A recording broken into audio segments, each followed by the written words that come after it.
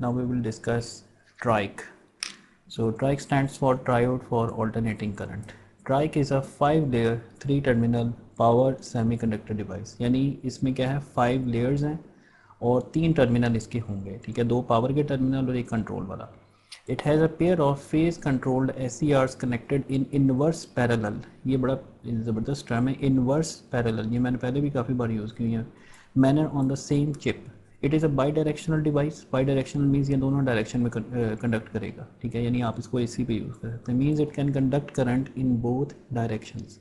It can conduct in both the directions, that is whether the applied gate signal is positive or negative it will conduct. ये बड़ी प्यारी बात है, बहुत important बात है. देखें, गेट सिग्नल चाहे आपका पॉजिटिव है या नेगेटिव है, ये दोनों सूरतों में कंडक्ट करेगा. ये अभी हम देखेंगे इसको. Physically the triac does not comprise 2 thyristors connected in parallel. Physically ऐसा नहीं होता कि आपने 2 कनेक्ट किए हुए पैरेलल में, ये वैसे हम मॉडल इसको यूँ करते होते हैं, ठीक है. It only functions as 2 inverse parallel connected thyristors on AC. The triac is not design for work on DC. तो ये DC पे नहीं आपने चलाना, ये तो ऐसे ही है जैसे आप एक मर्सिडीज़ गाड़ी लेके उसे सुजुकी वाला काम कर रहे हैं. मतलब ट्राइक को आप DC पे यूज़ करें, भाई ट्राइक AC पे यूज़ करो ना, आपने 2 वे कंडक्शन करवानी है. तो थायरिस्टर में क्या मसला था कि वो नेगेटिव हाफ साइकिल में कंडक्ट नहीं करता होता ना, तो फिर हम उसका फिर ऑल्टरनेट क्या है, उसका हल क्या है कि आप ट्राइक लगाएं जो कि दोनों डायरेक्शंस में कन्वर्ट करता है. और जो प्रैक्टिकल सिस्टम्स होते हैं जो आपके घरों में भी डिमर वगैरह और उनमें यही यूज़ होता है triac. A trike of maximum rating of 16 kilowatt is available, ठीक है. अच्छा, कंस्ट्रक्शन क्या होती है? The 2 SCRs are connected in inverse parallel with gate terminal as common. Gate terminal is connected. Gate terminal, ये थोड़ी सी टाइपो मिस्टेक्स हैं स्लाइड्स के अंदर.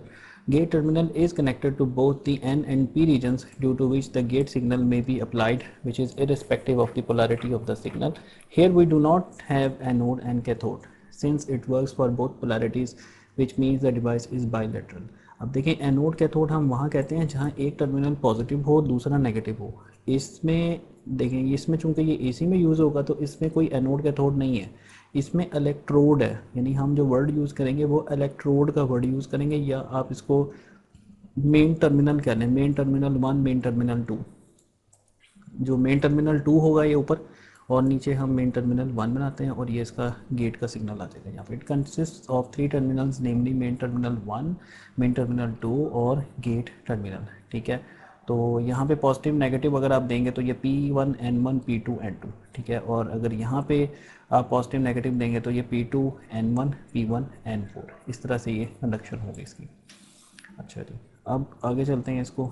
अब देखें, इसमें PN ये जो थायरिस्टर वाला होता है और NP यानी 2 आपके इन्वर्स पैरेलल में थायरिस्टर आ गए, तो यूँ कनेक्ट हैं. और ये आपका जो है गेट सिग्नल हो जाएगा यहाँ पे P के साथ, ठीक है, PN में, और NP में ये N के साथ लगा होगा. तो ऊपर वाले को MT2 और नीचे वाला MT1. और इसकी मॉडल अगर आप करें, एनोलॉजी 2 थायरिस्टर एनोलॉजी, ठीक है, वो किस तरह से बनेगी कि एक नीचे वाला थायरिस्टर ऊपर थायरिस्टर बना देंगे, गेट कॉमन कर दें इनका MT2 और MT1.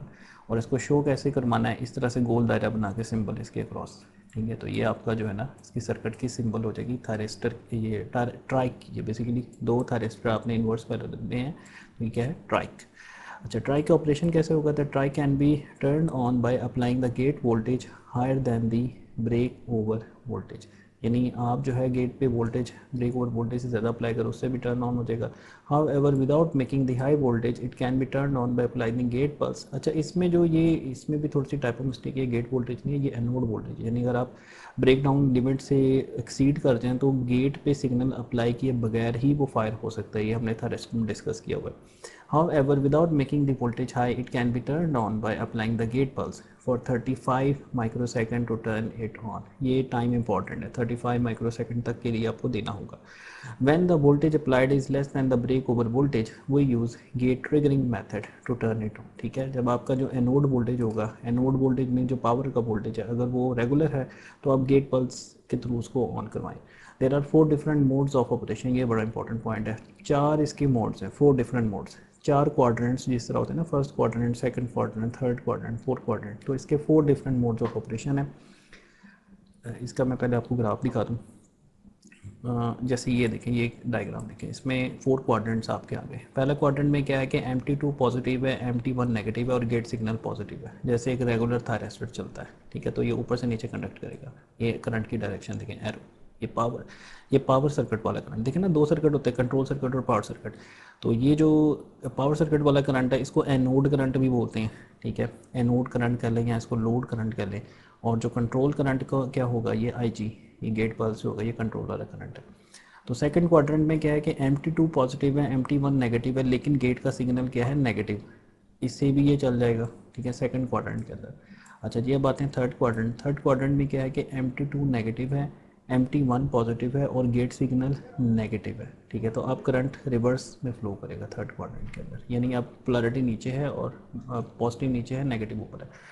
और फोर्थ क्वाड्रेंट क्या होगा कि पॉजिटिव नीचे है, नेगेटिव ऊपर है और गेट का सिग्नल क्या है, पॉजिटिव। ये देखें, गेट का सिग्नल क्या है, पॉजिटिव। ये है fourth quadrant operation.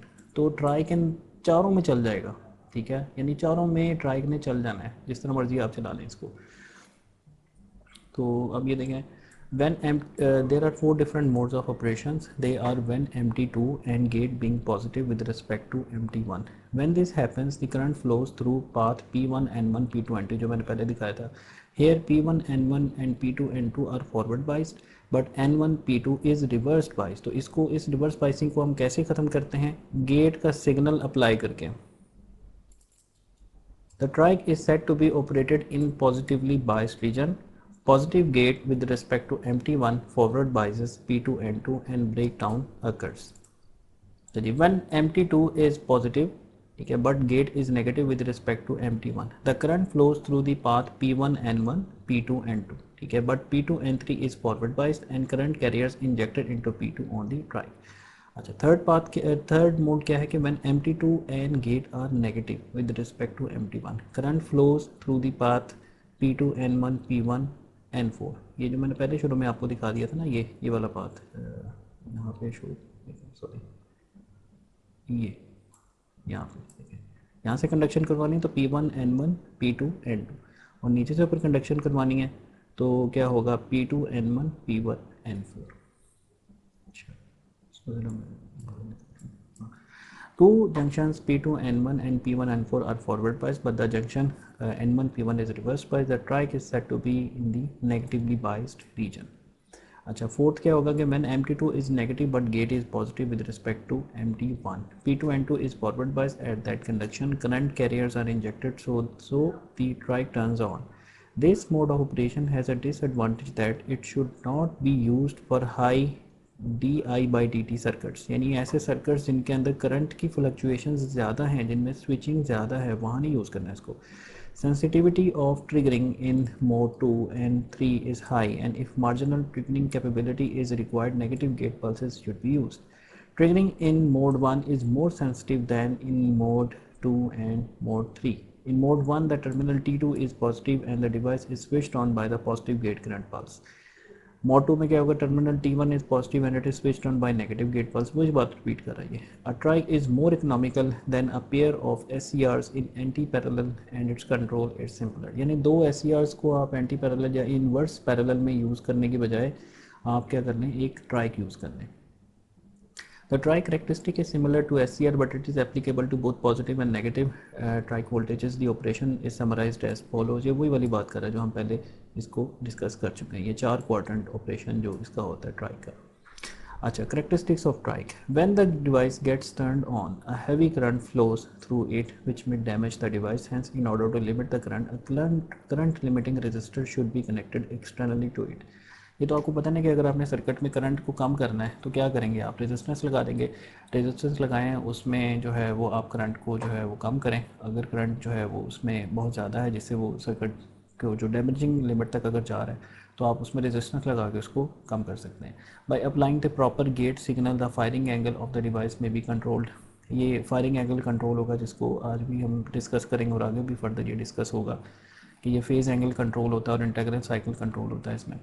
The gate triggering circuits should be used for proper gate triggering. When we can use dike for triggering the gate pulse. ये जो ट्राइक को हमने गेट पल्स देनी है तो उसमें हम डाइक यूज़ कर सकते हैं। ठीक है, डाइक यूज़ को आगे सर्किट आ रहा है, अभी हम डिस्कस करेंगे। For firing of the device with proper firing angle a gate pulse may be applied to a duration of 35 microseconds. ठीक है, तो दिस टाइम इज इंपॉर्टेंट। अच्छा, अब इसके मेरिट्स क्या हैं, merits and demerits of triac. It can be triggered with both positive and negative polarity of gate pulses. It requires only a single heat sink of slightly larger size, whereas for the SCR two heat sinks should be required of the smaller size. यानी अगर आप दो use करेंगे SCR तो उसमें आपको दो heat sink लगाने पड़ेंगे, उसकी जगह अगर आप एक ही ट्राइक यूज़ कर लेंगे तो एक हीट सिंक लगाना पड़ेगा। It requires single fuse for protection, single fuse आपको एक स्विच के लिए देना पड़ेगा। A safe breakdown in either direction is possible, but for SCR protection should be given with parallel diode. अच्छा, demerits क्या है कि जी a well designed RC snubber is required for its protection. snubber circuits हमने discuss किया हुआ है। When reapplied dV/dt rating is lower and so it is difficult to use with inductive load. Inductive load में इसका जो है ना ज़रा हाईली इंडक्टिव लोड में ये मसला कर जाता है, क्योंकि इसमें dV/dt जो इंडक्टर के अंदर जो एनर्जी वोल्टेज में चेंज होती है वो उसकी वजह से डैमेज हो सकता है। The gate current sensitivity is poorer, the turn off time is longer due to the minority carrier storage effect. अच्छा, एप्लीकेशंस क्या हैं ट्राई की, बहुत ज़्यादा एप्लीकेशंस है। जो लाइट डिमिंग होती है, लाइट को अगर आपने डिम करना है, ठीक है, एक तो है ना 50 हर्ट्ज़ और 230 वोल्ट्स पे जितनी लाइट चल रही है, अगर आपने उसको डिम करके चलाना है तो वहाँ यूज़ कर लें। फैंस में यूज़ होता है, हीटिंग कंट्रोल में यूज़ हो सकता है, होता है बल्कि अप्लाइंस टाइप मोटर ड्राइव्स में यूज़ होता है। Solid state release with typical 50-60 hertz. Solid state relay क्या होती है, जब मैंने यूज़ भी किया, मैंने डिज़ाइन की थी इसको, डिज़ाइन इन दैट सेंस इसकी PCB बनाई थी एक इंडस्ट्री में। सॉलिड स्टेट रिले में होगा कि आपके जो common normally open normal close contacts हैं वो होते हैं ट्रांजिस्टर बेस्ड होते हैं। यानी नॉर्मल जो रेगुलर रिले होती है उसमें वो स्प्रिंग होता है ना, स्प्रिंग होता है और कॉयल होती है, उसको सप्लाई देते हैं तो वो उसमें एक नॉर्मली क्लोज होता है जो स्प्रिंग की वजह से बंद होता है, और जैसे उसकी कॉयल को सप्लाई देते हैं तो वो स्विच कर जाता है। ठीक है, यानी मैग्नेटिक फील्ड से वो स्विच कर जाता है, नॉर्मली ओपन क्लोज हो जाता है, ओपन वाला क्लोज वाला ओपन हो जाता है। तो solid state relay with typically 50-60 supply frequency से हम बना सकते हैं। It is used in control circuits, it is used in high power lamp switching, it is used in AC power control. Triac is important. Quadrac, ये quadrac क्या चीज़ है, अब देखें। आम क्वाड्रैक एक चिप है जिसके अंदर डाइक और ट्राइक दोनों इकट्ठे इम्पोज्ड हैं। इम्पोज्ड मैं कहूँगा, इम्पोज यानी इसके अंदर वो फैब्रिकेटेड है। The diac is a two way break down triggering device. Diac हमने इससे पहले डिस्कस कर लिया था, आज हमने ट्राइक डिस्कस किया। Triac is a two way SCR with one gate terminal. The diac and triac are use together in a variety of application such as room incandescent light dimmer switch. ठीक है ना, dimmer switch के अंदर ये use होते हैं। A diac triac combined package is called a quadrac. उसको क्या कहते हैं, क्वाड रैक। तो क्वाड रैक एक, अच्छा, क्वाड्रा के बाद आगे आ गया जनाब हमारे पास, हाँ जी, ये आ गया अगर यूनी जंक्शन ट्रांजिस्टर। एक ये भी स्विच की टाइप है जिसको हम बोलते हैं uni junction transistor. Uni junction transistor ये क्या होता है, इसको UJT के नाम से बड़ा मशहूर स्विच है। इसमें 3 टर्मिनल आप देख रहे हैं, एक एमीटर टर्मिनल है और B2 है और B1 है। इसको इसकी थ्योरी आपने पढ़ लेनी है यहाँ से, ठीक है, स्लाइड्स के अंदर जो नोट्स आपको मिलेंगे। मैं बस आपको इसको सर्किट को एक्सप्लेन कर देता हूँ कि इसमें चूंकि यूनी जंक्शन है, इसमें एक जंक्शन है P और N, ठीक है, B1 और B2, ठीक है, ये आपके दो टर्मिनल होंगे यहाँ पे। इसमें आप देख रहे हैं कि VBB सप्लाई कनेक्टेड है B2 के साथ और B1 आपका ग्राउंड है और ये आपका डायोड है। अब इस पॉइंट पे क्या वोल्टेज आएंगे, इस पॉइंट पे वोल्टेज आएंगे वोल्टेज डिवाइडर लॉ के तहत, यानी this resistance divided by total resistance. ये देखें, मतलब ये वाला जो वोल्टेज है ये क्या होंगे, RB1 divided by RB1 plus RB2। इसको RB1 कह देते हैं, B1 है ना, तो RB1 over RB1 plus RB2 into VBB ये टोटल वोल्टेज है। तो वोल्टेज डिवाइडर लॉ के तहत ही आ गया। अब यहाँ पे एक लगा हुआ है डायोड, ठीक है। डायोड ने कब कंडक्ट करना है, जब उसका एनोड कैथोड से हायर पोटेंशियल पर होगा, ठीक है। अब इसके लोअर पोटेंशियल पे कैथोड पे कितने वोल्टेज आ रहे हैं, ये आ रहे हैं इतने, यानी इसको मैं ईटा कह लूँ। ईटा मीन्स, ईटा क्या चीज़ है, RB1 over RB1 plus RB2, एक रेशो है ये, यानी ratio of sum, it can be from 0 to 1, ये रेशो है क्योंकि मल्टीप्लाई होती है VBB के साथ। अच्छा, ईटा मल्टीप्लाइड बाई VBB ये यहाँ पर आ रहे हैं इस पॉइंट पे। तो डायोड कब कंडक्ट करेगा, जब यहाँ पे वोल्टेज, एक तो डायोड पे भी फॉरवर्ड वोल्टेज ड्रॉप भी होगा ना VD, जिसको VD कहेंगे, तो VD प्लस ईटा VBB, जब इतना वोल्टेज VE पर आएगा तो इसने कंडक्ट करना है, यानी क्या होगा, ये शॉर्ट हो जाएगा। फिर आपको शॉर्ट होगा तो उससे क्या होगा कि यहाँ पे एक करंट की पल्स जनरेट होगी, यानी आप यूँ समझ लेंगे यहाँ पे करंट की पल्स जनरेट होंगे इस सप्लाई की वजह से, ठीक है।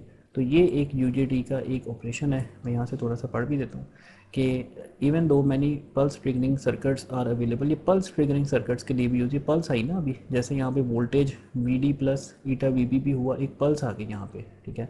मिसाल के तौर पर इधर आपने कैपेसिटर लगा दिया और यहाँ से उसकी चार्जिंग हो रही है, यानी उसकी चार्जिंग, जैसे ही वो voltage eta V B B plus V D से ज़्यादा होगा या उसके बराबर होगा, तो क्या होगा, वो कैपेसिटर जो होगा ना डिस्चार्ज हो जाएगा इस रेजिस्टेंस के थ्रू। और जब वो यहाँ से डिस्चार्ज होगा वो करंट की पल्स मारेगा इधर, वो करंट की पल्स जो है वो आप आगे सप्लाई कर सकते हैं ट्रिगरिंग के लिए, स्विच की ट्रिगरिंग के लिए।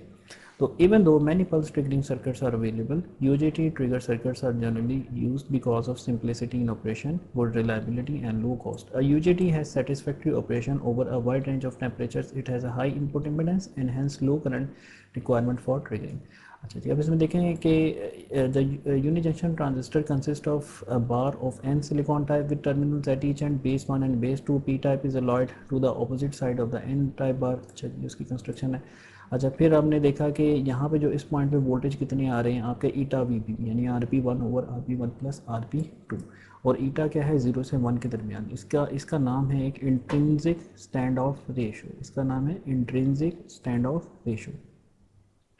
अच्छा, फिर इसके कर्व हम देखते हैं। जैसे ही आपका जो वोल्टेज था, आपका वोल्टेज ये मीटर वाला वोल्टेज है आपका वाई एक्सिस पे, जैसे ही ये वोल्टेज इस वी पीक पे पहुंचा, ठीक है, तो क्या होगा, एकदम जो है आपका एक नेगेटिव रेजिस्टेंस रीजन शुरू हो जाता है, यानी शॉर्ट हो जाता है ना, डायोड एकदम कंडक्ट करना, उससे पहले डायोड कंडक्ट नहीं करा, तो अचानक यहाँ पे फॉरवर्ड बाइसिंग हो जाती है। और as the voltage applied to the emitter voltage is less than eta V B B, the emitter B one junction is reverse biased and only a small leakage current is present, that is IE is negative. When VE is made greater than eta VBB plus VD, where VD is the forward voltage drop, ठीक है, forward voltage drop, the emitter B1 junction is forward biased. The device conducts and emitter current is positive. This is represented by the point A in the device characteristic shown in the figure 3.21.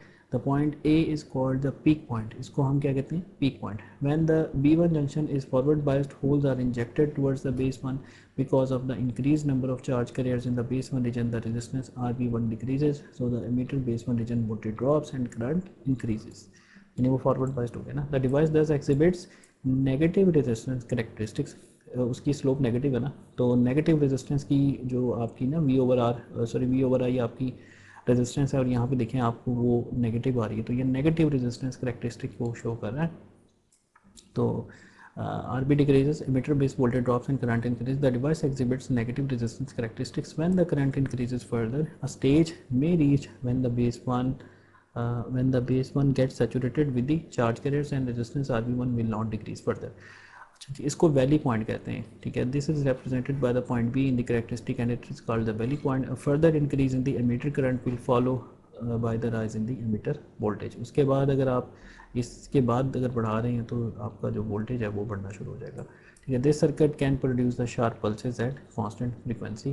जैसे ये इसका circuit हम देखते हैं UJT का, this circuit produces a sharp pulses at the constant frequency. जैसे ये आपकी एक वेरिएबल रेजिस्टेंस है और ये कैपेसिटर है, ठीक है। वही कैपेसिटर अब चार्ज हो रहा है इसके थ्रू, और जब यहाँ पे voltage V D plus eta V P B से ज़्यादा होगा तो यहाँ पे क्या होगा, ये डिस्चार्ज हो जाएगा इसके थ्रू, R1 के थ्रू ही डिस्चार्ज होगा, पल्स देगा आगे। तो ये हम देखते हैं इसकी वेव फॉर्म, ये देखें इसकी wave form, sorry. The two resistance R1 and R2 are external resistances connected to the base terminal B2 and B1 respectively. When the DC voltage Vs is applied, the capacitor charges through the resistance R at a rate decided by the time constant RC. जितना भी आपका time constant बन जाएगा उसमें RC को से multiply कर लें आप। So when the capacitor voltage reaches the peak point Vp, the UJT gets triggered and it conducts. The capacitor discharges through the resistance R1, producing a pulse across it. This pulse across R1 is used to trigger the gate of the arrestor. The capacitor voltage EV1 voltage drops down to the valley point. At this point, the device is reverse biased and is blocked. अच्छा, अब यहाँ पे देखें आप, क्या होगा, ये capacitor charge हो रहा है यहाँ तक, यहाँ पे जैसे ही पहुँचा तो आपका V D plus eta V B B से ज़्यादा हुआ तो उसने आगे डिस्चार्ज होना शुरू कर दिया। डिस्चार्ज जैसे होगा इसका वोल्टेज कम हो जाएगा और फिर वो वापस जो डायोड होगा इंटरनल वो रिवर्स बाइस हो जाएगा, यानी वो वापस अपनी ओरिजिनल हालत में चला जाएगा। तो इसमें आप देखें, आप फिर दोबारा से कैपेसिटर चार्ज होना शुरू हो गया, फिर डिस्चार्ज। तो ये आप देखें एक कंटिन्यूस सिग्नल इससे हम जनरेट कर सकते हैं, ट्रिगरिंग इसे आप कह सकते हैं, ट्रिगर पल्सेस। तो इसे हम कहते हैं UJT, triggering capacitor voltage and pulses. ठीक है, triggering capacitor voltage and pulses. तो ये ट्रिगरिंग हो रही है बेसिकली ना, ये ट्रिगर हो रहा है, ट्रिगर। तो ये हमने देखा कि यूजेटी बेस्ड सर्किट जो है वो कैसे काम करता है, ये बड़ा इंपॉर्टेंट सर्किट है।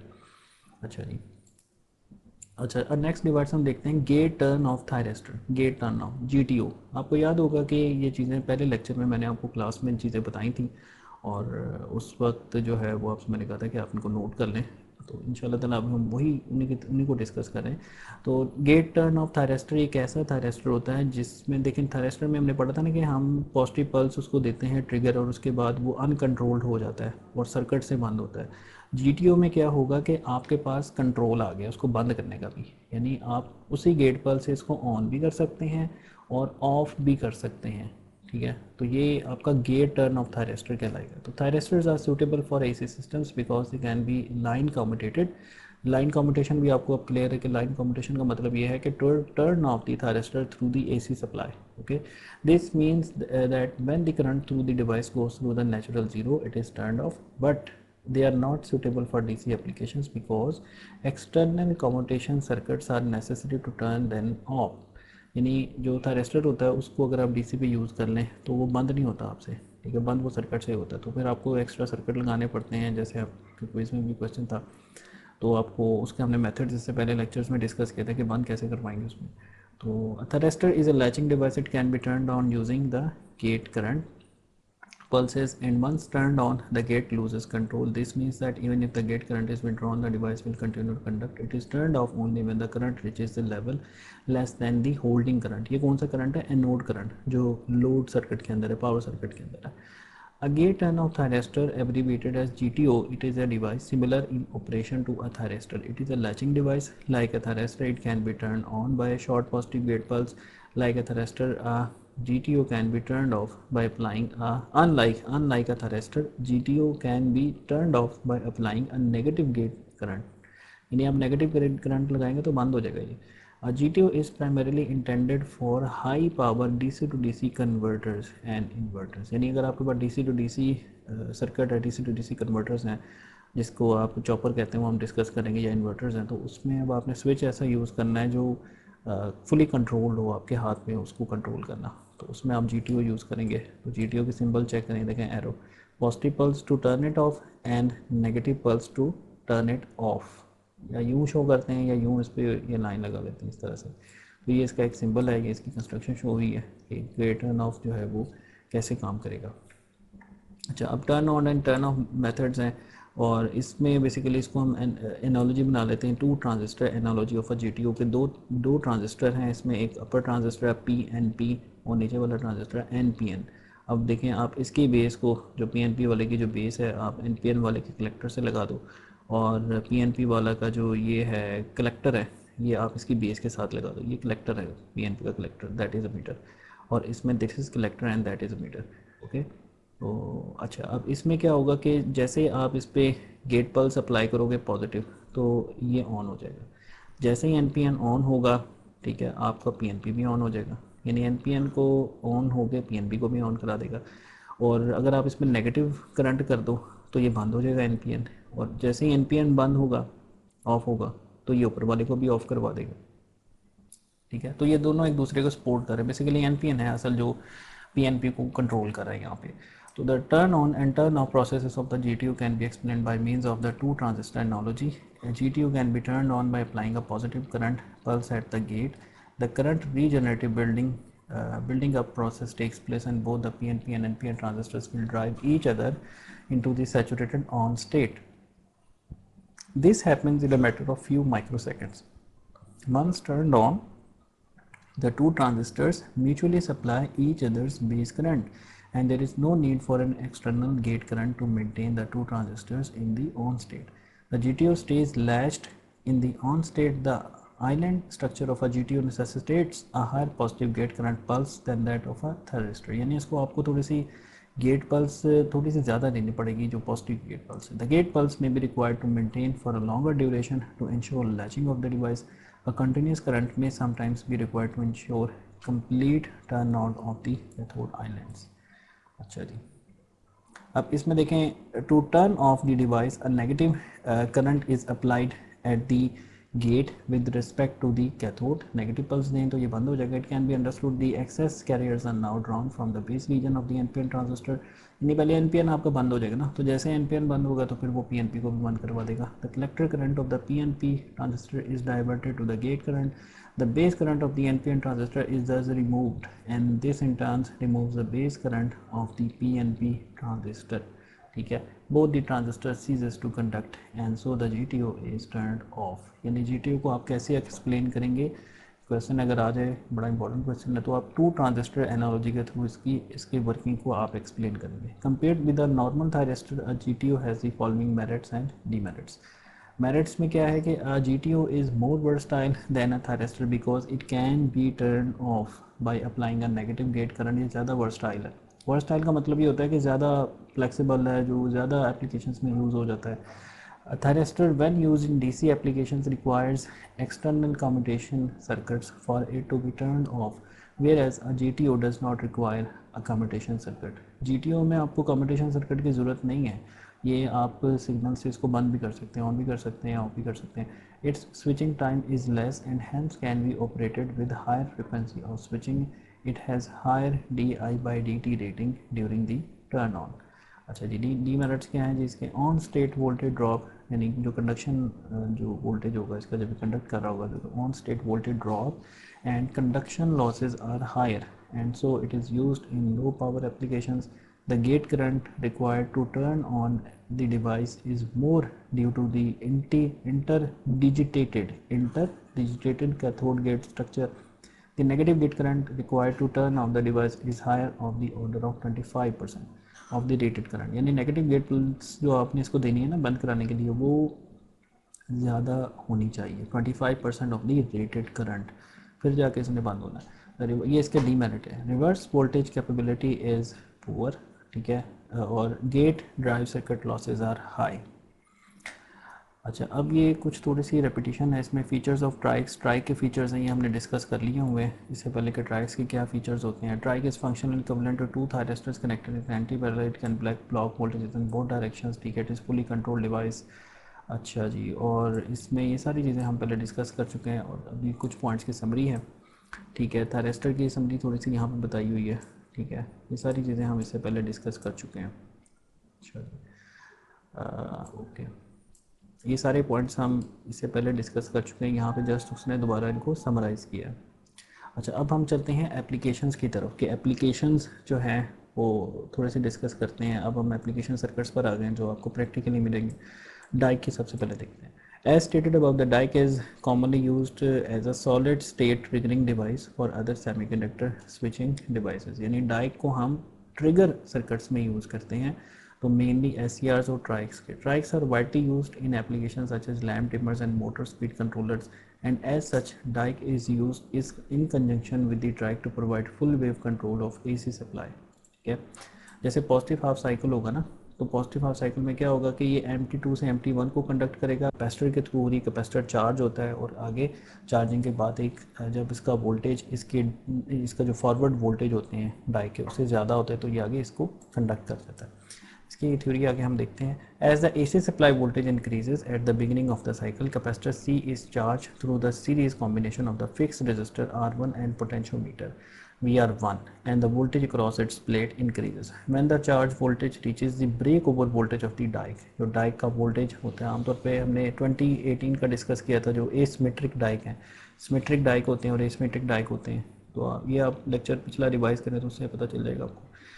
About 30 volts for ST2, the dike breaks down and the capacitor discharges to the dike. The discharge produces a sudden pulse of current which fires the trike into conduction. The phase angle at which the trike is triggered can be varied using VR1, which controls the charging rate of the capacitor. Resistor R1 limits the gate current to a safe value when VR1 is at minimum। अच्छा जी, R1 क्या है? ये वाले resistance को R1 कह रहे हैं और ये आपकी VR1 है। Once the trike has been fired into conduction, it is maintained in its own state by the load current flowing through it। while the voltage across the resistor capacitor combination is limited by the on voltage of the trike and it is maintained until the end of the present half cycle of the AC supply. अच्छा जी, at the end of the half cycle the supply voltage falls to 0 reducing the current through the trike below its holding current. ठीक है, यानी उसमें जब ये zero को approach कर रही होगी, ये आगे इसकी वेव फॉर्म भी आ जाती है, तो the diac stops the conduction, diac आपका रुक जाएगा. The voltage supply then enters in negative half cycle and the capacitor voltage begins to rise this time in the opposite direction, यानी नेगेटिव साइड पे charging उसकी शुरू हो जाएगी and the cycle of the firing the triac repeats over again. ये देखिए कि ये सप्लाई है, इस सप्लाई में यहाँ तक आपका कैपेसिटर चार्ज हो रहा है, यहाँ पे वो फुली चार्ज हो गया तो आपका डाइक फायर हो गया, यानी डाइक ने इसको फायर कर दिया तो ये ट्रिगर हो गया आपका, आप इसको कहें ट्रिगर हो गया, तो ये अब आपका कंडक्ट कर रहा है स्विच. जैसे ये स्विच कंडक्ट कर रहा है उसके बाद जब यहाँ तक पहुँचा है आपका जो सप्लाई यहाँ तक पहुँचे तो आपका जो करंट है होल्डिंग करंट वो कम हो रहा है. देखें ना यहाँ पे आपका करंट होल्डिंग करंट कम हो रहा है सर्किट में. ठीक है, आपका चूँकि करंट कम हो रहा है, जब जैसे ही वो आई एच के लेवल से कम होगा, यानी वो जो करंट होगा सर्किट में आई एच के लेवल से कम होगा तो उससे क्या होगा आपका ये बंद हो जाएगा, यहाँ पे जो आपका मेन ट्राइक है वो बंद हो जाएगा. अच्छा, फिर क्या होगा, फिर सप्लाई का नेगेटिव हाफ साइकिल शुरू हो जाएगा और आपका कैपेसिटर नेगेटिवली चार्ज होगा. जब ये इतना चार्ज हो जाएगा कि आपका जो डाइक है वो उल्टी डायरेक्शन में कंडक्ट कर जाए तो ये इसमें कंडक्शन फिर स्टार्ट हो जाएगी. और उसके बाद जब फर्दर ये ज़ीरो क्रॉसिंग के करीब पहुंचेगा यहाँ पे तो होल्डिंग करंट अगेन जो नेगेटिव डायरेक्शन में है, जब इससे कम होगा तो आपका जो स्विच होगा वो कंडक्ट करना बंद कर देगा. तो इसमें होल्डिंग करंट की दो लिमिट्स हैं, आई पॉजिटिव, आई एच पॉजिटिव और आई एच नेगेटिव. यहाँ पे आपका स्विच बंद हो जाता है, यानी आपका जो स्विच कंडक्ट कर रहा है वो इस टाइम से लेके इस टाइम तक कंडक्ट कर रहा है और नेगेटिव हाफ साइकिल में इस टाइम से लेके यहाँ तक T2 से लेके यहाँ तक कंडक्ट कर रहा है, ये वाला जो टाइम ये. अच्छा, इस ये जो टाइम है T1, ये जो टाइम T1 है आपका, इसको हम बोलते हैं कंडक्शन एंगल, आगे हम देखते हैं इसको कंडक्शन एंगल बोलते हैं. Then we have seen that the diac is very useful device which can be used to trigger triacs and because of its negative resistance characteristics this allows to switch on rapidly once certain voltage level is reached. However, this means that whenever we want to use a trike for AC power control, we will need a separate dike as well. अच्छा जी, अब देखें यहाँ पे क्वाड्रैक की बात आ गई. Fortunately for us some bright spark somewhere replace the individual dike and trike with a single switching device called quadrack. ये भी हम डिस्कस कर चुके हैं. क्वाड्रैक में क्या होता है कि एक ट्राइक और डाइक इकट्ठे जो है वो एम्बोज्ड होते हैं. A quadric is basically dike and trike fabricated together within a single semiconductor package and such are also known as internally triggered trikes. ठीक है, this all in one bidirectional devices gate control using either polarity of the main terminal voltage, which means that it can be used in full wave phase control applications such as heater controls, lamp dimmers, AC motor speed controls. तो ये इसमें हम इसको use कर सकते हैं quadrac. Like the triac, quadracs are 3 terminal semiconductor switching device labelled MT2 for the main terminal 1, usually the anode जिसे आप कह लेंगे, यानी एनोड तो नहीं कहेंगे, हम इलेक्ट्रोड ही है ये. MT1 for the main terminal 2 and MT1 MT2 ये दो टर्मिनल्स हैं, and G for the gate terminal. The quadrack is available in a variety of package types depending upon their voltage and current switching requirements, with the T0220 package बड़ा famous है. T0220 package being the most common as it is designed to be an exact replacement for most trike devices. अच्छा जी, अब UJT का circuit एक देखते हैं. UJT हमने पहले डिस्कस किया था. Now that we know a unijunction transistor works, what can be used for the most common application of the UJT is the triggering device for SCR and trikes, but other UJT applications are sawtooth generators. Sawtooth generator ये waveform होती है, simple oscillators होते हैं, phase control and timing circuits. The simplest of all UJT circuits is the relaxation oscillator producing non sinusoidal waveforms. ठीक है, in basic and typical UJT relaxation oscillator the emitter terminal of the unijunction transistor is connected to the junction of series connected resistor and capacitor. ये देखें, ये जो UJT का circuit इससे चल भी हमने मिलता जुलता पहले भी डिस्कस किया था. देखें, इसमें कैपेसिटर लगा हुआ है यहाँ पे और एक R3 है जो कि देखें R3 क्या है, चार्जिंग रेजिस्टर है. इस कैपेसिटर की चार्जिंग रेजिस्टर है. और R1 क्या है, डिसचार्जिंग रेजिस्टर, यानी इस कैपेसिटर ने जो डिस्चार्ज होना है वो R1 के थ्रू होना है और चार्ज कैसे होना है, उसने R3 के थ्रू होना है. अच्छा, अब इसमें जो आउटपुट पल्स है, अगर आप VB1 से आउटपुट लेंगे, ये जो इलेक्ट्रॉनिक्स वाले हैं उनको समझ आ रही है इस पॉइंट की, अगर हम यहाँ से लेते हैं आउटपुट तो इन फेज़ होती है, और अगर ऊपर से लेते हैं तो ये इन्वर्टर बन जाता है। तो VB1 पे आपको पॉजिटिव पल्स मिलेगी। अगर आप VB1 से आउटपुट लेंगे तो आपको यहाँ पे पॉजिटिव पल्स मिलेगी, ठीक है। यानी शुरू में यहाँ पे ग्राउंड आ रहा है ना, तो जैसे ही क्या होगा कि यहाँ वोल्टेज इस VD प्लस इससे ज़्यादा होंगे VB1 से, तो आपको एक पॉजिटिव पल्स यहाँ पे आएगी। और VB2 पे क्या होगा कि VB2 पे आपको नेगेटिव पल्स मिलेगी, यानी आपका जो क्या होगा, इनिशियली इस पे हाई वोल्टेज आ रहे होंगे VB2 पे, और जैसे ही ये शॉर्ट होगा या कंडक्ट करेगा तो इस पर ये ग्राउंड चला जाएगा, तो इससे आपको नेगेटिव पल्स आगे मिलेगी। तो अगर आप VB2 से लेंगे आउटपुट तो आपको नेगेटिव पल्स मिलेगी, और अगर आप VB1 से आउटपुट लेंगे तो आपको पॉजिटिव पल्स इसमें मिलेगी। तो when a voltage Vs is applied, first applied the unijunction transistor is off, ठीक है, and a capacitor C1 is fully discharged but begins to charge up exponentially through the resistance R3 as the emitter of the UJT is connected to the capacitor. When the charging voltage across the capacitor becomes greater than the voltage drop value, the PN junction behaves as a normal diode and becomes forward biased. ये हम discuss कर चुके हैं इससे पहले ना। The unijunction transistor is turned on at this point. The emitter to the B1 impedance collapses as the emitter goes into the low impedance saturated state. अच्छा जी, as the ohmic value of resistance R1 is very low, the capacitor discharges rapidly. यानी R1 जो है वो कम है, ये जो R1 है ये कम होती है, तो डिस्चार्ज बड़ी जल्दी होता है, रैपिडली होता है, ठीक है। अगर आपको स्लो डिस्चार्ज कराना है तो आप इस रेजिस्टेंस को बढ़ा दें, आपका टाइम कांस्टेंट बढ़ जाएगा। So through the UJT and fast rising voltage pulses appear across the R1. Also, because the capacitor discharges more quickly through the UJT than it does charging up through the resistance R3, the discharging time is a lot less. ठीक है, discharging time काफ़ी कम है। Time क्या है? RC, जो time constant आप होता है। Then the charging time as the capacitor discharges through the low resistance UJT. When the voltage across the capacitor decreases below the holding point of the PN junction, the UJT turns off and no current flows into the emitter junction. So once again the capacitor charges up through the resistance R3. तो R3 के through वो charge होगा और cycle दोबारा शुरू हो जाएगा। ये देखें, इस तरह के हम पहले भी डिस्कस कर चुके हैं कि कैपेसिटर चार्ज होगा, जैसे ही वो VD प्लस ईटा VB से ज़्यादा होगा तो वो डिस्चार्ज होगा, तो एक करंट की पल्स आगे आप ये ट्रांसफ़र करेगा। अच्छा जी, अच्छा आगे, thus then we can see that the unit junction oscillator continually switches on and off without any feedback, ठीक है। the frequency of operation of the oscillator is directly affected to the value of charging resistance R3 in series with the capacitor C1 and the value of eta, ठीक है। the output pulse shape generated from the B1 terminal is that of a sawtooth waveform, sawtooth waveform की तरह, and it is to regulate the time period you only have to change the ohmic value of resistance R3 since it sets the RC time for the charging capacitor, ठीक है। यानी अगर आपने इसको pulses जल्दी जल्दी जनरेट करवानी है तो आप इस रेजिस्टेंस को कम कर लें R3 को, तो ये जल्दी चार्ज हो जाएगा। और अगर आपने ज़रा टाइम पीरियड बढ़ाना है, यानी टाइम पीरियड बढ़ाना है, फ्रीक्वेंसी कम करनी है, तो इस वैल्यू को बढ़ा दें, यहाँ पे चार्जिंग उसकी लेट होगी। The time period of the sawtooth waveform will be given as a charging time pulse plus the discharging time of the capacitor, as the discharge time T1 is generally very short in comparison to the larger RC time. T2 is the time period of oscillation is more or less equivalent to tau2, ठीक है। The frequency of oscillation is therefore given as f is equal to 1 over tau। अच्छा जी, अब UJT का एक circuit है बड़ा important ये सर्किट है कि जिसको आप स्पीड कंट्रोल के अंदर इसको यूज़ करते हैं। स्पीड कंट्रोल, जो DC मोटर का स्पीड कंट्रोल सर्किट है।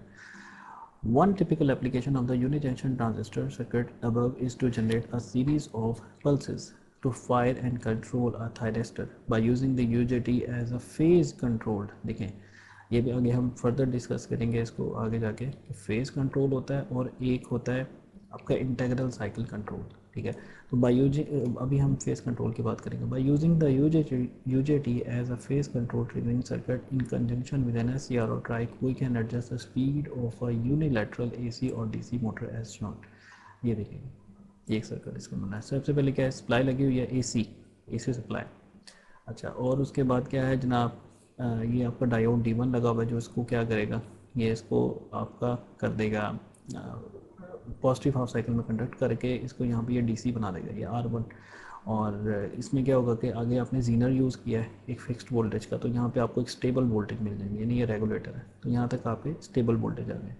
अब उसके बाद ये जो आर है, R2 है, R2 वेरिएबल रजिस्टर है, इससे क्या होगा आपका चार्जिंग टाइम कंट्रोल होगा।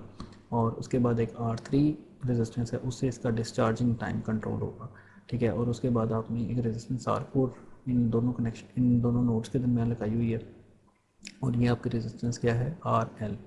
तो इसमें आप जो 2 है इसको वेरी करके आप अपनी जो पल्स है, जो पल्स आपने जिस पे थायरिस्टर को फायर करना है, अपने होंगे कि अपना फेज़ कंट्रोल करेंगे हम, ठीक है। अब हमारे पास क्या है 0, 90, 180, 270 और 360। तो अब यहाँ पे आप देखें कि यहाँ से हमने जो इसकी कंडक्शन स्टार्ट करवाई है यहाँ पे, तो ये 90 से आगे इसकी कंडक्शन हो रही है। तो alpha is your conduction angle के जितना टाइम वो कंडक्ट कर रहा है, ठीक है। तो ये चूँकि आप देखें थायरिस्टर है, थायरिस्टर यूज़ हुआ, तो इसने कंडक्ट आपको पता है कब करना है, जब पॉजिटिव हाफ साइकिल होगा इसने तभी कंडक्ट करना है। और पॉजिटिव साइकिल में जब इसको आपने फायर करना है, जैसे यहाँ पे आप इसको फायर करें तो इतना टाइम ये कंडक्ट करेगा, और नेगेटिव हाफ साइकिल ये कंडक्ट नहीं करेगा। और इसमें ये कैसे आपने निकाला, ये आपने निकाला है यहाँ पे आपने जो यूजेटी यूज़ किया, ठीक है। ये कैपेसिटर की वेव फॉर्म है कि कैपेसिटर यहाँ तक चार्ज हो रहा है, हो रहा है, हो रहा है, हो रहा है। यहाँ पे ये कैपेसिटर इतना चार्ज हो गया है कि ये ट्रिगर करता है आपके थायरिस्टर को, यहाँ पे वो ट्रिगर पल्स दे रहा है, ये देखें नीचे ट्रिगर पल्स शो हो रही है, और ये R3 के अक्रॉस है। नहीं, R3 इसमें क्या है, आपकी ये वाले रेजिस्टेंस है R3, यहाँ पे जो पल्स आएगी, यहाँ पे पल्स, वो पल्स जो है आगे फीड करेगी करंट को। तो ये देखें R3 की वेव फॉर्म है। तो इस तरह से हमने देखा कि एक UJT बेस्ड SCR जो है circuit for controlling the speed of motor. Using the circuit above, we can control the speed of a universal series motor or whichever type of the load you want, heaters and lamps, by regulating the current flow through the SCR. To control the motor speed, simply change the frequency of the sawtooth pulse, which is achieved by varying the value of the potentiometer. तो आप basically potentiometer change कर रहे होंगे, जिससे क्या होगा कि वो जो कैपेसिटर का वो जो RC टाइम है वो कंट्रोल हो रहा होगा, और उससे क्या हो रहा होगा कि जो पल्स जनरेट होती है गेट की, जो ट्रिगरिंग की पल्स है उसका टाइम कंट्रोल हो रहा होगा। तो इस तरह से जो है वो हमने देखा कि thyristor UJT based thyristor circuit कैसे काम करता है। अच्छा जी, अब हम फर्दर डिस्कस करते हैं कन्वर्टर्स की तरफ आती हैं। नेक्स्ट हमारा जो CLO है उसमें हमें पता चार तरह के होते हैं कि AC to DC कन्वर्टर जो कि रेक्टिफायर होते हैं, फिर DC to DC कन्वर्टर जो कि चॉपर होते हैं, फिर DC to AC कन्वर्टर जो कि इन्वर्टर कहलाते हैं, और फिर AC to AC कन्वर्टर जो कि साइक्लो कन्वर्टर या मैट्रिक्स कन्वर्टर्स हम आगे डिस्कस करेंगे नेक्स्ट फ्यूचर के अंदर। अच्छा, अब हम कन्वर्टर्स पर आ गए हैं जो कि AC to DC कन्वर्टर है। तो स्विचेस अब हमने काफ़ी डिटेल में डिस्कस कर लिए हैं, जो पॉसिबल इंपॉर्टेंट स्विचेस होते हैं पावर इलेक्ट्रॉनिक्स के, वो हम डिस्कस कर चुके हैं। The converter circuit which converts AC to DC is called rectifier. अब रेक्टिफायर में भी देखें किसमें है, एक तो रेक्टिफायर होते हैं डायोड वाले, वो होते हैं अनकंट्रोल्ड रेक्टिफायर, और फिर एक रेक्टिफायर होंगे जिसमें डायोड और थायरिस्टर मिक्स होंगे, वो होते हैं सेमी कंट्रोल्ड, और फिर आपके एक रेक्टिफायर होंगे जिसमें सारे के सारे थायरिस्टर यूज़ हुए हैं, तो वो होते हैं कंट्रोल्ड रेक्टिफायर, ठीक है। The rectifier circuit using the diodes is called uncontrolled rectifier. All rectifiers are broadly categorized into 3 sections. Controlled rectifier, it has only thyristors, no diode. Half controlled rectifier, it has thyristor plus diode. Uncontrolled rectifier क्या होते हैं, only diodes. Control here means controlling when to start rectification and when to stop. Okay. अच्छा जी, इसमें हम देखते हैं फिर आगे single phase half wave uncontrolled rectifier. ये हमने देखा half wave uncontrolled rectifier single phase, एक डायोड लगा रहे, इसमें R लोड है, RL लोड है, और RL load with free wheeling diode. अच्छा, आगे हमारा एनालिसिस ना इस तरह से होगा, R लोड, RL लोड और RL with free wheeling diode.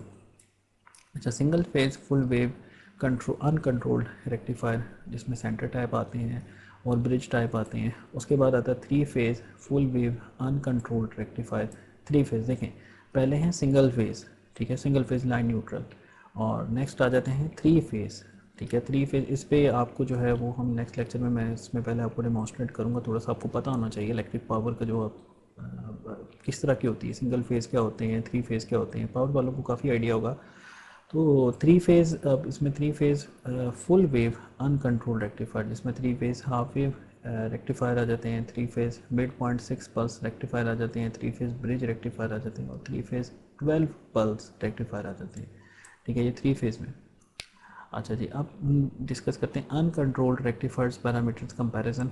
इसमें डायोड्स हाफ वे में क्या होता है कि एक होता है यूज़, आपको पता है सेंटर टाइप में हम 2 यूज़ करते हैं और ब्रिज में हम 4 यूज़ करते हैं। ये सारी हमने डिस्कस इससे पहले भी की हैं, आगे भी थोड़ा सा आज हम इसको मज़ीद डिस्कस करेंगे।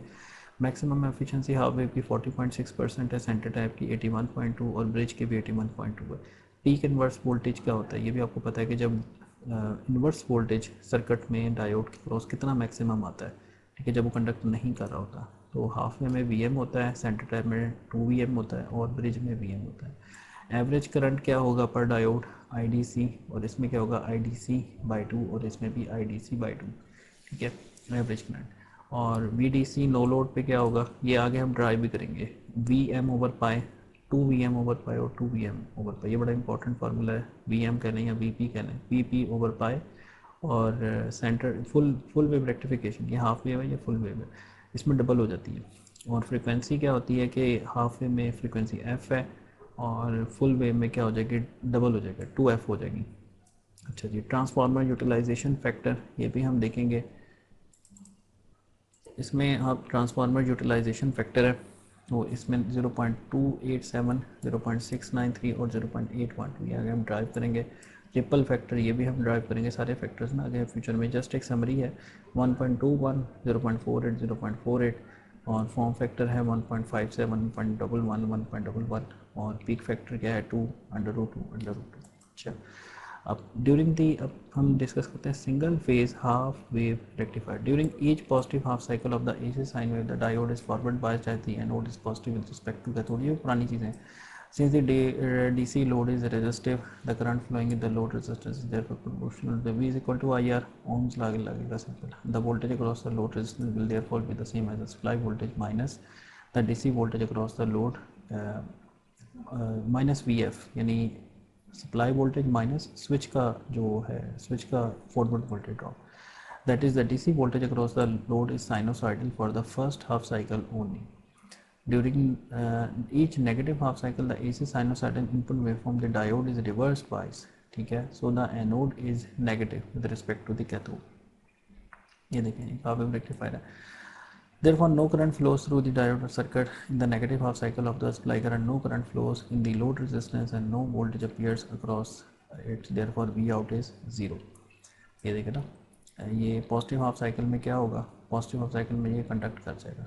ठीक है, और नेगेटिव हाफ साइकिल में क्या होगा, ये रिवर्स बायस होगा, स्विच ओपन हो जाएगा, करंट ज़ीरो होगा और जब करंट ज़ीरो होगा तो वोल्टेज दोनों तरफ बराबर होंगे रेजिस्टेंस के, यानी यहाँ ज़ीरो है तो यहाँ भी कितने आ जाएंगे, ज़ीरो। तो आपको 0 वोल्ट आउटपुट पे मिलेंगे अगर आप इसको मीटर से मेजर करें या ऑसिलोस्कोप से देखें। तो पॉजिटिव हाफ साइकिल में कितना मिलेगा आपको, supply voltage minus this much, यानी सेकेंडरी पे जो वोल्टेज होंगे सेकेंडरी वाले, ये भी बड़ा इंपॉर्टेंट है। वेव शेप सेम होगी लेकिन उसका जो वाई एक्सेस होगा ना वो डिफरेंट हो जाएगा। देखिए ट्रांसफार्मर लगा हुआ है प्राइमरी पे, इसके आई थिंक अगर आप कर लें 230 लगा लें और यहाँ पे आप कर लें 12 वोल्ट। ठीक है, RMS, ठीक है RMS 12 वोल्ट, तो उसकी जो है ये आप उसकी साइन वेव यहाँ पे बना सकते हैं पीक वैल्यू के साथ, पीक वैल्यू के साथ। ठीक है, और फिर उसमें से डायोड के वोल्टेज फॉरवर्ड जो वोल्टेज होंगे वो माइनस करें तो आपके पास आउटपुट वोल्टेज आ जाएंगे। ठीक है, अच्छा अब single phase half wave rectifier with R load, simple एक रेजिस्टिव लोड के साथ देखते हैं। तो आउटपुट वोल्टेज क्या होंगे 1/2 पाई। ठीक है, अब इसका टाइम पीरियड क्या है, टाइम पीरियड इसका वही है, इसका टाइम पीरियड क्या है जो इसका ओरिजिनल सप्लाई है वही टाइम पीरियड इसका पीरियड भी। तो अब इसकी इंटीग्रेशन कर लें आप, तो इसकी जब आप इंटीग्रेशन करेंगे तो 1/2 पाई integration of one time period, तो वन टाइम पीरियड में आएगा तो 2 पाई, लेकिन पाई से लेकर 2 पाई तक ये कंडक्ट नहीं कर रहा, ये ज़ीरो है, तो इसलिए क्या हो जाएगा इंटीग्रेशन के लिमिट्स में वो ख़त्म हो जाएगा। तो इसकी इंटीग्रेशन आप करेंगे 0 से पाई तक। ठीक है, और ये देखें तो 1/2 pi into integration from 0 to pi VM sine of omega t, आगे d omega T, d theta है basically, theta is equal to omega t है यहाँ पे। तो आप इसकी इंटीग्रेशन कर रहे हैं, साइन की इंटीग्रेशन क्या होती है माइनस कॉस, तो minus cos omega T divided by इसके इसमें 1/2 पाई VM ओवर 2 पाई VM इसमें से कॉमन आ जाएगा ना, तो VM over 2 pi integration of minus cos of omega T ठीक है। और उसके बाद इसकी इंटीग्रेशन कर लें आप 0 से लेके पाई तक, और आप इसको फर्दर सॉल्व करेंगे तो पहले आप पुट करेंगे कॉज ऑफ पाई, फिर माइनस कॉज ऑफ ज़ीरो। तो कॉज ज़ीरो पे क्या होता है 1, ठीक है, और कॉज पाई पे कितना होता है जनाब -1। तो -1 इंटू -1 इज़ -2। तो -2 क्या होगा, इस माइनस के साथ प्लस हो जाएगा, तो 2 से कैंसिल हो जाएगा, तो आपके पास आंसर क्या आ जाएगा Vm/पाई। यानी आपकी जो आउटपुट निकली वो कितनी आएगी आपकी Vm/पाई। Vm is the peak value, ठीक है, it is a peak value. और अगर आपको आर एम एस दी हो तो यहाँ पे अगर आपने आर एम एस पुट करनी हो तो क्या होगा, यहाँ पे आप लिखें आर एम एस, ठीक है, R M S V M is equal to R M S into √2। यहाँ पे V S into √2 over pi हो जाएगी अगर आपने आर एम एस की टर्म्स में निकालनी है। यहाँ पे आपको एग्ज़ाम में मैं थोड़ा सा चक्कर दे सकता हूँ, इस चीज़ का आपने ख्याल रखना है कि पीक वैल्यू, क्योंकि ये इंडस्ट्री में भी एक बार मेरे से मिस्टेक हुई थी कैलकुलेशंस के दौरान, मैंने आरएमएस की जगह वो पीक वैल्यू की जगह आरएमएस पुट कर दी थी। तो ये आपको पता होना चाहिए कि जो साइन वेव है उसकी आपने आरएमएस वैल्यू और पीक वैल्यू कैसे निकालनी है, ठीक है, इसमें फ़र्क आपको आना चाहिए। तो RMS output voltage V R M S is equal to, अच्छा अब आरएमएस निकालते हैं। आरएमएस कैसे निकालेंगे, सिंपल वही √, ठीक है, मीन और स्केयर, अंदर वाली का स्केयर कर देंगे। अच्छा, अब जो आर एम एस निकालेंगे ना उसमें आप वो जो डबल एंगल आइडेंटिटी फार्मूला होता है, इस स्लाइड के एंड पे मैंने सारे फार्मूला दिए हुए हैं, एक बार आप रिवाइज कर लें। जैसे साइंस के ओमेगा टी क्या हो जाएगा 1 minus cos of double angle formula I think क्या होता है, मैं तो हल्का सा भूल रहा है इसमें, 1 minus cos of 2 omega T over 2। हाँ जी, यानी साइन स्क्वायर थीटा होता है ना, तो 1 माइनस कॉस 2 थीटा ओवर 2 आता है, ठीक है। हाफ एंगल डबल एंगल लिखते हैं, डबल एंगल आई थिंक कहते हैं इसको, डबल एंगल आइडेंटिटी, ये आगे देख लीजिएगा, इसके रिवाइज करने आप इसको √2। तो ये आपका आ जाएगा Vm/√2 पाए, उसके बाद integration from 0 to pi 1 minus cos of 2 omega T over 2 और डी ओमेगा। तो इसकी इंटीग्रेशन करें आप इसको स्प्लिट करके, तो इसको सॉल्व करने के बाद आपके पास आंसर आ जाता है Vm/2। यानी इसकी जो आउटपुट वोल्टेज होगी वो कितनी है Vm/2। देखें एवरेज वोल्टेज क्या है Vm/पाई, और R M S output voltage कितनी है Vm/2। ये भी बड़ा इंपॉर्टेंट एक डिफरेंस है जो आपने समझना है इसको। और लोड करंट सिंपल है, लोड करंट क्या करेंगे, ये voltage divided by resistance, simple V0/R। Average current क्या होगा, average voltage over R, Vm/πr। और एवरेज आरएमएस जो सॉरी आरएमएस लोड करंट क्या होगा कि आरएमएस वोल्टेज ओवर आर। तो आरएमएस वोल्टेज कितने Vm/2 divided by are, Vm/2R, ठीक है। तो ये इस तरह से हमने इसका एनालिसिस किया मैथमेटिकली, और इसके कुछ हमने फार्मूलाज निकाले जो कि बड़े इंपॉर्टेंट हैं। Single phase half wave rectifier, अच्छा जी, अब single phase half wave rectifier with R N load, ठीक है। अब इसके अंदर आपको पता है कि इंडक्टर के अंदर मसला ये है कि इंडक्टर के अंदर, जैसे इंडक्टर के अंदर एनर्जी स्टोर होती है और उसके अंदर क्या होता है, फिनोमेनन होता है रिवर्स पोलैरिटी का, इसकी पोलैरिटी रिवर्स हो जाती है। तो जब आपका करंट कम हो रहा होता है साइकिल में, जब वो ज़ीरो क्रॉसिंग के करीब पहुंच रहा होता है, तो ज़ीरो क्रॉसिंग पे जाके आपका इंडक्टर जो होता है उसमें वो बंद नहीं कर पाता आपके सर्किट को, यानी उसमें पोलैरिटी रिवर्स होती है, और वो आपका जो स्विच होता है उसको थोड़ा सा मज़ीद कंडक्ट कर पाता है, ठीक है। यानी आपका स्विच ज़ीरो क्रॉसिंग पे बंद नहीं होता, ठीक है, इंडक्टर की वजह से ज़ीरो क्रॉसिंग पे वो बंद नहीं होता, थोड़ा सा मज़ीद आगे कंडक्ट कर जाता है। तो ये मसला होता है इसमें आर एल लोड के साथ। इसके आगे डायग्राम भी देखते हैं। Current I naught continues to flow even after the source voltage is negative because of the presence of inductance L in the load. After the positive half cycle, diode remains on, so negative half cycle appears across the load until I naught decays to 0 at omega naught, omega t is equal to beta। Omega t क्या चीज़ है, ये theta, theta is equal to omega t. अच्छा, when I not is equal to 0 at beta, VL is 0, VR is 0, and V appears as reverse bias across the diode.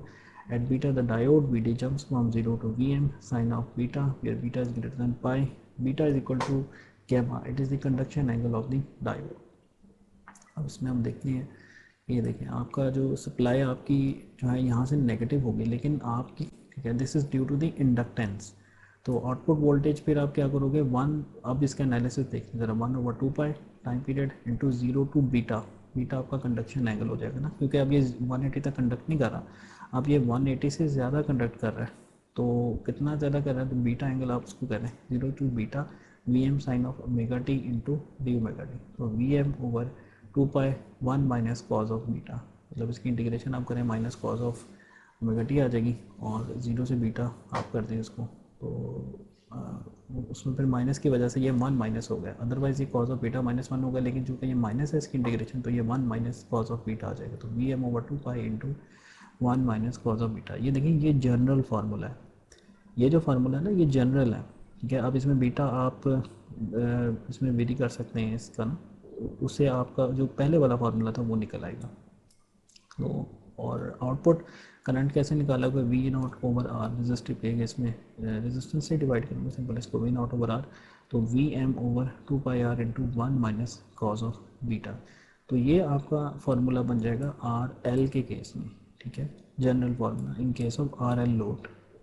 Resistive के load में जो है वो आपका बीटा कितना हो जाएगा, सिंपल 180। तो performance is improved bye connecting the free wheeling diode across the load. अच्छा, अब आप क्या करते हैं कि आप यहाँ पे एक फ्री व्हीलिंग डायोड लगा देते हैं, ठीक है। अब आप जब फ्री व्हीलिंग डायोड लगाना होगा तो उसमें क्या होगा कि जैसे ही आपकी जो पोलैरिटी रिवर्स होती है इंडक्टर की, वो इस डायोड के थ्रू शॉर्ट हो जाता है, ठीक है, और उसमें आपका जो आउटपुट है उसके क्रॉस नेगेटिव वोल्टेज अपीयर नहीं करता। यहाँ पे आउटपुट क्या है आपका, ये वाला, ये टोटल आप इसको कह सकते हैं, यानी आप यही आउटपुट कह सकते हैं। तो इसमें आपको आउटपुट के क्रॉस के आपको आइडियली यहाँ पे शॉर्ट हो जाएगा ड्यूरिंग द नेगेटिव साइकिल। तो performance is improve bye connecting FD across the load. FD prevents output voltage becoming negative. The load current waveform is more smooth and load performance is better. System efficiency is improved as the energy from L is transferred to R through FD. FD क्या है, ये free wheeling diode. तो इसमें आप देखें कि आप कि जो इसमें ये देखिए, ये विदाउट फ्री व्हीलिंग डायोड है, ये वेवफॉर्म्स है, this is without free wheeling diode, उसमें आपकी ये कंडक्शन हो रही है, क्या this is your conduction, this is without free wheeling diode. और राइट साइड पे आप देखें दिस इज़ इसमें अगर आप देखें बाद आइडियली तो करंट आपका ज़ीरो हो जाना चाहिए था, आप ये सोच सकते हैं, लेकिन करंट आपका ज़ीरो नहीं हो रहा। क्यों? आपका करंट स्टिल फ्लो कर रहा है, आपका करंट इस DM के थ्रू स्टिल फ्लो कर रहा है, ठीक है। तो इस तरह, इसलिए आप इसको कह सकते हैं ये आपका करंट स्टिल फ्लो कर रहा है। अब इसमें ही आता है कंटिन्यूस कंडक्शन मोड और discontinuous conduction mode. Continuous conduction mode के अंदर ये होता है कि इंडक्टेंस इतनी ज़्यादा होती है कि ये करंट ज़ीरो ही नहीं होता, यानी ये करंट रहता है। और डिसकंटिन्यूस कंडक्शन मोड के अंदर क्या होता है कि इंडक्टेंस कम होती है सर्किट के अंदर, और ये वाला जो करंट है ये ज़ीरो हो जाता है, ठीक है। तो इसमें बस यहाँ पे थोड़ा सा एक कन्फ्यूजन आती है कि ये वाला जो करंट है ये क्यों आपका जो है आगे फ्लो कर रहा है। ये इसलिए फ़्लो कर रहा है कि आपका ये करंट जो है वो पहले लोड करंट से फ्लो कर रहा था और उसके बाद DM कंडक्ट कर गया नेगेटिव हाफ साइकिल में, तो इस वजह से आपका जो करंट है वो वेवफॉर्म आगे तक उसकी जा रही है। अच्छा, अब इसमें एवरेज आउटपुट वोल्टेज क्या हो जाएगी, 1/2 पाई 0 to पाई। ये देखें आप 0 to पाई तक आपकी आउटपुट वोल्टेज आएगी, यानी यहाँ पे वोल्टेज आपको सिर्फ पाई तक मिलेंगे। Vm sine of omega T D omega t that is Vm/पाई, ठीक है, आपका Vm/पाई आ गया। और एवरेज लोड करंट क्या हो जाएगा आपका Vm/पाई/R, ठीक है, Vm/पाई/R वोल्टेज डिवाइडेड बाय रेजिस्टेंस। तो अच्छा जी, उसके बाद हम देखते हैं single phase full wave rectifier centre tap. Centre tap में क्या होता है कि एक ट्रांसफार्मर होता है, उसके सेंटर से आपने टैप किया होता है। तो यह फुल वेव, क्योंकि हाफ वेव में आपकी आधी वेव ज़ाया हो रही है, फुल वेव में आपकी क्या होगी कि आप उस पूरी वेव को यूज़ कर सकते हैं, ठीक है, और आपकी आउटपुट जनरेट हो जाती है, ठीक है। पॉजिटिव हाफ साइकिल में क्या करता है, D1 कंडक्ट करता है और नेगेटिव हाफ साइकिल में आपका D2 कंडक्ट करता है, ठीक है। और इसके अलावा इसमें जो है, अच्छा, also called the midpoint rectifier, this term ratio from each secondary to primary is taken as a unity for simplicity। यानी यहाँ पे वो कह रहा है कि हम इसको यूनिटी समझ लेते हैं कि जो आपके यहाँ पे मैग्नीट्यूड है वेव का वही आउटपुट पे मैग्नीट्यूड है। The when A is positive with respect to the mid point D1 conducts, यानी जब यहाँ पे प्लस और माइनस होगा तो D1 कंडक्ट करेगा, ठीक है, प्लस माइनस, ठीक है, प्लस माइनस, तो D2 ऑफ होगा, D1 ऑन होगा। सेकंड में क्या होगा कि माइनस प्लस D2 ऑन हो जाएगा और D1 ऑफ हो जाएगा। When the point B is positive with respect to the midpoint, the next half cycle D2 conducts for the other pi radians। Peak inverse voltage क्या होता है कि जब आपके डायोड के क्रॉस कितना मैक्सिमम नेगेटिव वोल्टेज आता है जब वो ऑफ होता है, तो उसमें हमने डिस्कस लास्ट टाइम भी किया था, उसमें आपका आता है जैसे अगर ये ऑफ है तो उसके क्रॉस कितना वोल्टेज आएगा, एक सप्लाई वोल्टेज होगा प्लस दूसरा जो है इसके क्रॉस ये जो आपका लोड वोल्टेज है ये दोनों इसके क्रॉस आएंगे, तो ये डबल हो जाएगा आपका, यानी double of the supply voltage इसके क्रॉस आपको मिलेगा, जनरेट होता हुआ इसके क्रॉस मिल जाएगा। यानी अगर ये ऑफ है तो एक ये वोल्टेज प्लस दूसरा ये वाला वोल्टेज, ये दोनों वोल्टेज इसके क्रॉस आपको मिलेंगे, तो जिसकी वजह से जो है इस पर जो ऑफ होता है आपका डायोड तो डबल आपको वोल्टेज मिलता है। अच्छा, नेक्स्ट हम इसका सेंटर टाइप का करते हैं एनालिसिस। तो इसमें हम देखते हैं कि एसी आउटपुट पावर क्या होगी, V not is equal to 1/पाई। अच्छा, अब ये ज़रा इंपॉर्टेंट है इंटीग्रेशन के लिमिट्स। आप देखें अब इसकी इंटीग्रेशन कहाँ से कहाँ तक करेंगे आप।